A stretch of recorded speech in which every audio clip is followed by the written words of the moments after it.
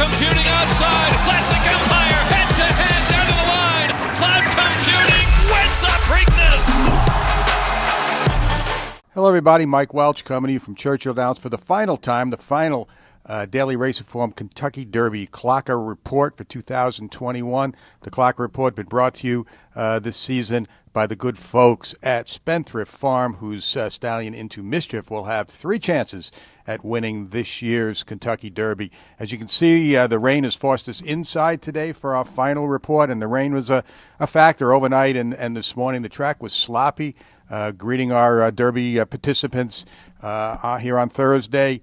And it probably altered some training plans going along. The Todd squad out earlier than usual under the lights. All 4 of them galloped this morning. Usually they've been going during the special Derby Oaks training session at 7:30, as the majority of them still did today. We had one horse at 9 o'clock, and they actually let Like the King for Wesley Ward go out by himself at 9 o'clock. He just jogged around once around as it started to rain again at that point.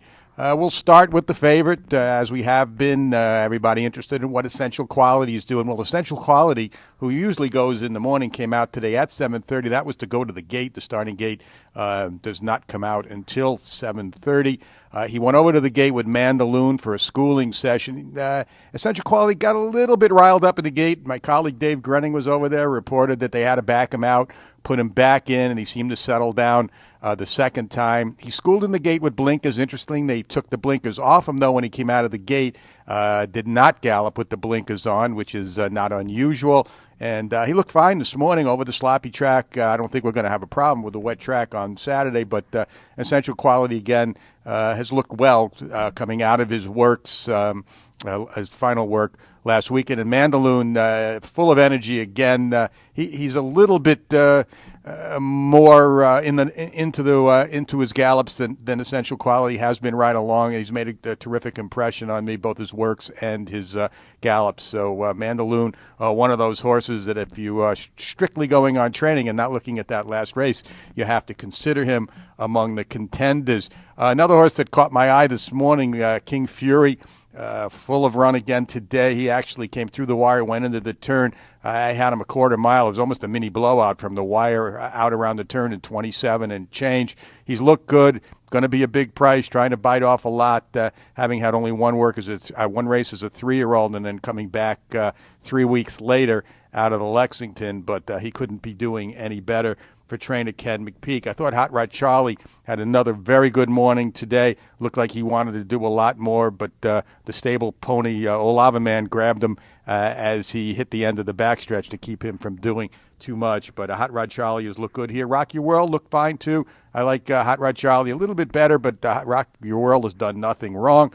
Medina Spirit, I thought was better today than the last couple of days. They put him down on the rail this morning for his gallop and handled it well. A lot of horses will tend to get aggressive when they're down on the rail because that's where they are when they race and when they work. But Medina Spirit was into the bit but looked okay today. Highly Motivated, the one we've been talking about that hasn't seemed to have the same energy level and smooth stride that he had prior to his previous work. He came out and just jogged alongside the pony today, so an easy day for Highly Motivated.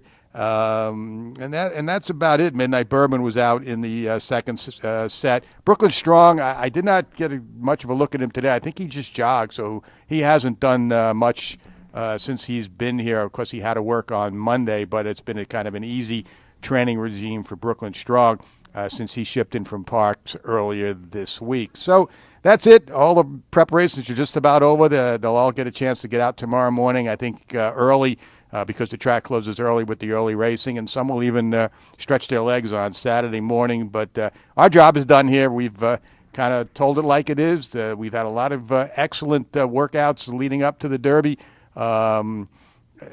Everybody, of course, look, these are the best 3-year-olds in the country, so you expect to see them train well. Most of them have not disappointed, and we'll have more detailed reports on how these horses have gone on our DRF Clocker report, which is already out for Oaks Day and which is will be out later today for the big 14-race Kentucky Derby card.